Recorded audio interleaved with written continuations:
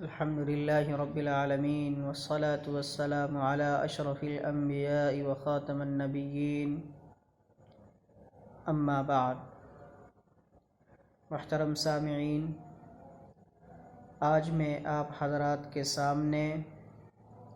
حضور پاک علیہ الصلاۃ والسلام کی کچھ نصیحتیں جو آپ صلی اللہ علیہ وسلم نے اس امت سے کی ہیں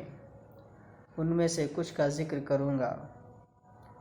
چنانچہ حدیث پاک میں آتا ہے، حضرت ابو ہریرہ رضی اللہ تعالیٰ عنہ فرماتے ہیں کہ آپ صلی اللہ علیہ وسلم نے ارشاد فرمایا کہ کون ان باتوں کو مجھ سے لے گا پھر ان باتوں پر خود عمل کرے گا یا ایسے لوگوں کو سکھا دے جو ان پر عمل کریں گے۔ تو حضرت ابو ہریرہ رضی اللہ تعالیٰ عنہ فرماتے ہیں کہ میں نے کہا یا رسول اللہ، اس کام کے لیے میں تیار ہوں۔ تو آپ صلی اللہ علیہ وسلم نے میرا ہاتھ پکڑ کر 5 باتیں گن کر بتلائیں۔ میرے محترم سامعین، دل کے کان کو کھول کر اور توجہ سے سنیں کہ اللہ کے نبی صلی اللہ علیہ وسلم نے وہ 5 نصیحتیں کیا فرمائی ہیں۔ چنانچہ اللہ کے نبی صلی اللہ علیہ وسلم نے فرمایا، حرام چیزوں سے بچو تو تم لوگوں میں سب سے بڑے عابد بن جاؤ گے۔ دوسری چیز فرمایا اللہ کے نبی صلی اللہ علیہ وسلم نے، اور اللہ نے جو کچھ تمہارے لیے مقدر فرمایا اس پر راضی ہو جاؤ تو تم لوگوں میں سب سے بڑے غنی بن جاؤ گے۔ اور تیسری بات اللہ کے نبی صلی اللہ علیہ وسلم نے فرمایا،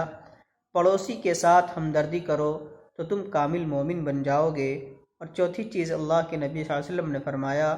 دوسروں کے لیے وہی چیز پسند کرو جو تم خود اپنے لیے پسند کرتے ہو تو تم کامل مومن بن جاؤ گے۔ 5ویں چیز اللہ کے نبی صلی اللہ علیہ وسلم نے فرمایا، کثرت سے مت ہنسا کرو، اس لیے کہ کثرت سے ہنسنے سے دل مردہ ہو جاتا ہے۔ یہ 5 نصیحتیں ہیں جو اللہ کے نبی صلی اللہ علیہ وسلم نے حضرت ابو ہریرہ سے فرمایا، اور حضرت ابو ہریرہ کو یہ بات بتلایا کہ خود عمل کرے یا اس کو دوسروں تک پہنچا دے۔ تو اللہ کے نبی صلی اللہ علیہ وسلم نے سب سے پہلا اس حدیث مذکور میں یہ ارشاد فرمایا کہ حرام اور ناجائز امور سے بچ جائے۔ جب انسان اپنے آپ کو ناجائز اور حرام امور سے بچا لے گا تو اللہ تبارک و تعالیٰ فرماتے ہیں کہ وہ انسان سب سے بڑا عابد اور متقی انسان ہوگا۔ چنانچہ حرام اور ناجائز امور سے اپنے آپ کو بچانا اور حفاظت کرو گے تو اللہ کے نبی کے ارشاد کے مطابق وہ انسان سب سے بڑا عابد اور متقی انسان شمار ہوگا۔ حرام سے بچنے کا نام ہی تقویٰ ہے میرے دوستو، اور جس شخص کے دل میں تقویٰ ہوگا وہ سب سے بڑا عابد ہوگا۔ مثال کے طور پر سمجھیے کہ تقویٰ کس کو کہتے ہیں اور حرام سے بچنے کا مطلب کیا ہے۔ جیسا کہ نماز نہ پڑھنا حرام ہے تو اس سے بچنے کا مطلب یہ ہوگا کہ نماز پابندی سے پڑھنا ہے۔ رمضان شریف کے روزے نہ رکھنا حرام ہے تو اس سے بچنے کا مطلب یہ ہوگا کہ رمضان شریف کے روزے رکھنا ہے۔ اسی طرح سے حج فرض ہو جانے کے بعد حج نہ کرنا حرام ہے تو اس سے بچنے کے لیے حج کرنا ہوگا۔ زکوٰۃ فرض ہو جانے کے بعد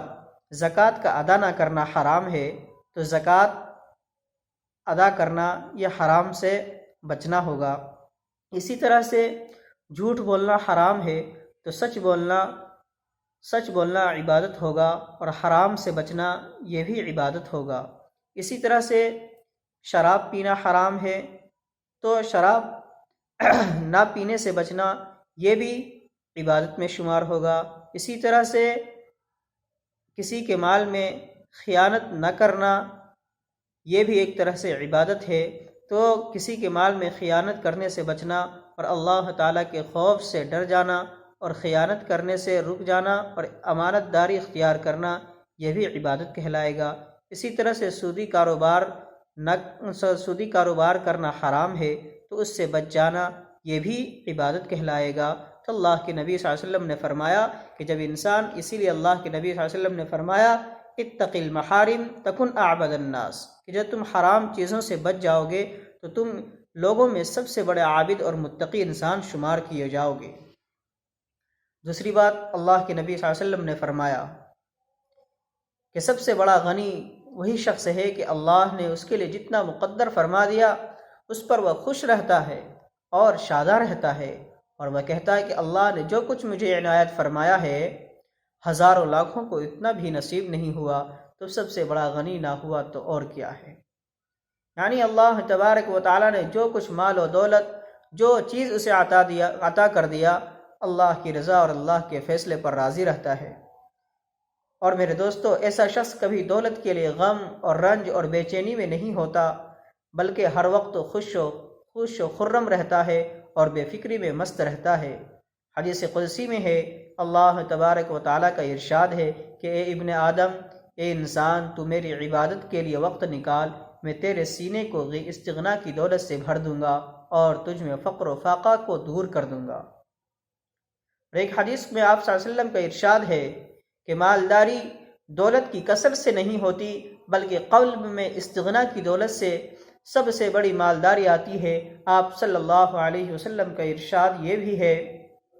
کہ جو شخص ہر وقت دولت کی فکر میں رہتا ہے اور جو حاصل ہوا اس کو قناعت نہیں ہوتی، تو اس کی مثال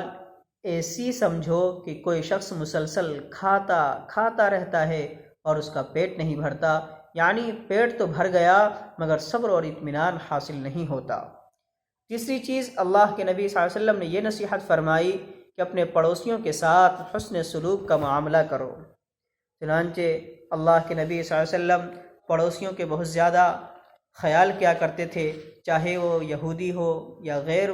ایمان والا ہو، ہر ایک کے لیے اللہ کے نبی صلی اللہ علیہ وسلم ان کے ساتھ حسن سلوک کا معاملہ کرتے تھے۔ چنانچہ میرے دوستو، حدیث قدسی کے اعتبار سے پڑوسیوں کے ساتھ حسن سلوک کا معاملہ کرنا ہے تو میں آپ کو بتاتا چلوں کہ پڑوسیوں کے جو حقوق ہوتے ہیں وہ 3 طریقے سے حقوق ثابت ہوتے ہیں، اور اس میں 3 قسم کے تعلقات موجود ہوتے ہیں۔ سب سے پہلی قسم پڑوسی کے 3 قسم ہیں، اس میں سے فرمایا کہ ذو رحم محرم بھی ہے، اور جو اس کے حقوق ثابت ہوں گے، نمبر 1 پہلا فرمایا ذو رحم محرم بھی ہے، مسلمان بھی ہے، پڑوسی بھی ہے، تو اس کے ساتھ حسن سلوک کا معاملہ کیا جائے، ان کے ساتھ بہتری کا معاملہ فرمایا۔ اور دوسرا فرمایا وہ پڑوسی جن میں 2 قسم کے تعلق ہوتے ہیں، ہونے کی وجہ سے 2 حقوق اس کے لیے ثابت ہوتے ہیں۔ نمبر 1 فرمایا مسلمان بھی ہے، پڑوسی بھی ہے، غرض کہ اس کا پڑوسی کا حق اس لیے ثابت ہو رہا ہے کہ وہ مسلمان بھی ہے اور ساتھ میں پڑوسی بھی ہے۔ تیسرا فرمایا وہ پڑوسی ہے جس میں ایک حق ثابت ہوتا ہے اور وہ صرف اور صرف پڑوسی ہونے کی وجہ سے ہے، یعنی غیر مسلم ہے۔ چنانچہ قرآن میں بھی اللہ نے اس کی تاکید فرمایا۔ تو پڑوسی ہونا، پڑوسی کے حقوق بھی ہیں۔ جو شخص پڑوسی کے حقوق کو ادا کرتا ہے گویا کہ وہ اس کا ایمان کامل اور مکمل ہے، کیونکہ ایمان جو ہے انقیاد باطنی کا نام ہے، یعنی قلب سے ماننے کا نام ہے۔ جب انسان کسی سے ہمدردی کرتا ہے تو گویا کہ وہ دل سے کرتا ہے۔ پڑوسیوں کے ساتھ محبت کرنا، ہمدردی کرنا، ان کا خیال رکھنا، یہ گویا کہ دل سے ہوتا ہے۔ اور انقیاد ظاہری، یعنی ظاہر سے اپنے آپ کو اللہ کے حکم کا تابع کر دینا، یہ اسلام کہلاتا ہے۔ اور جس شخص میں انقیاد ظاہری اور انقیاد باطنی دونوں ہو وہ شخص کامل مومن کہلاتا ہے۔ تو تیسری چیز اللہ کے نبی صلی اللہ علیہ وسلم نے فرمایا کہ وہ مومن جو اپنے پڑوسی کا خیال رکھتا ہے، گویا اپنے پڑوسی کا حقوق ادا کرتا ہے، وہ کامل مومن ہے۔ چوتھی چیز اللہ کے نبی صلی اللہ علیہ وسلم نے فرمایا کہ جو چیز اپنے لیے پسند کرتے ہو وہی چیز دوسروں کے لیے پسند کرو۔ امام بخاری رحمۃ اللہ علیہ اس مضمون پر باقاعدہ ایک باب باندھا ہے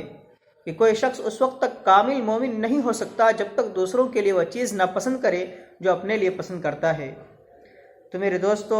میں آپ کو بتاتا چلوں کہ اپنے لیے جو چیزیں پسند کرتے ہو جس طرح سے، وہی چیزیں دوسروں کے لیے جب انسان پسند کرتا ہے تو وہ انسان کامل مومن والا کہلاتا ہے۔ یہاں تک کہ اللہ کے نبی نے ایک دوسری حدیث میں فرمایا لا یؤمن احدکم حتی یحب لأخیہ ما یحب لنفسہ،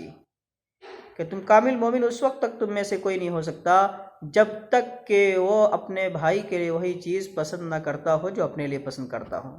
پانچویں چیز، اللہ کے نبی صلی اللہ علیہ وسلم جو نصیحت فرمائی اور وصیت فرمائی، یہ فرمایا کہ نہ تم کثرت سے مت ہنسا کرو۔ اللہ کے نبی صلی اللہ علیہ وسلم نے کثرت سے ہنسنے سے منع فرمایا، اس لیے کہ کثرت سے ہنسنے سے انسان کا دل مردہ ہو جاتا ہے، اور جب انسان کا دل مردہ ہو جاتا ہے تو مردہ ہونے کی وجہ سے نیک اعمال میں دل نہیں لگتا، اور آہستہ آہستہ اعمال صالحہ میں سے دلچسپی ختم ہو جاتی ہے، اور دلچسپی ختم ہونے کی وجہ سے آخرت کا فکر بھی ختم ہو جاتا ہے، اور جب انسان کے دل سے آخرت کی فکر ختم ہو جاتی ہے تو پھر اس کو اعمال صالحہ کرنے کی توفیق اللہ تبارک و تعالی چھین لیتے ہیں۔ اس لیے اللہ کے نبی صلی اللہ علیہ وسلم نے کثرت سے ہنسنے سے منع فرمایا، اور ایک دوسری جگہ اللہ کے نبی صلی اللہ علیہ وسلم نے فرمایا کہ میں وہ باتیں جو جس کو جانتا ہوں اگر تم جان لو تو تم ہنسنے سے کیا ہے باز رہ جاؤ گے۔ اس لیے اللہ کے نبی صلی اللہ علیہ وسلم نے یہ 5 نصیحتیں فرمائی ہیں، چنانچہ جو شخص سچا پکا کامل مومن ہوگا، ان 5 باتوں پر عمل کرے گا تو اللہ کے نبی صلی اللہ علیہ وسلم نے فرمایا کہ وہ سچا پکا مومن ہے۔ سب سے پہلی بات فرمایا اتق المحارم تکن اعبد الناس، کہ تم حرام چیزوں کو چھوڑ دو تو تم سب سے بڑے عابد اور متقی شمار ہوگے۔ دوسرا فرمایا کہ جو کچھ اللہ تبارک و تعالیٰ نے مال و دولت عطا فرمایا ہے اس پر راضی رہو۔ تیسری چیز فرمایا کہ پڑوسیوں کے حقوق ادا کرو، اور چوتھی نصیحت اللہ کے نبی صلی اللہ علیہ وسلم نے فرمایا کہ جو کچھ اپنے لیے پسند کرتے ہو وہی اپنے بھائی کے لیے پسند کرو، اور 5ویں چیز اللہ کے نبی صلی اللہ علیہ وسلم نے فرمایا ہنسنے سے منع فرمایا، یعنی فارسی کا مقولہ ہے خواندن بسیار دل را بمیرانت، زیادہ ہنسی دل کو مردہ کر دیتی ہے، اور جب انسان کا دل مردہ ہو جاتا ہے تو گویا کہ اس میں سیاہ ہو جاتا ہے، اور سیاہ ہونے کی وجہ سے اعمال صالحہ سے دور ہو جاتا ہے، اور اعمال صالحہ سے دور ہونے کی وجہ سے پھر اس کی عاقبت خراب ہو جاتی ہے۔ اس لیے اللہ تبارک و تعالیٰ سے دعا کریں اللہ تعالیٰ ہم سب کو ان باتوں پر عمل کی توفیق عطا فرمائے۔ وما علینا الا البلاغ۔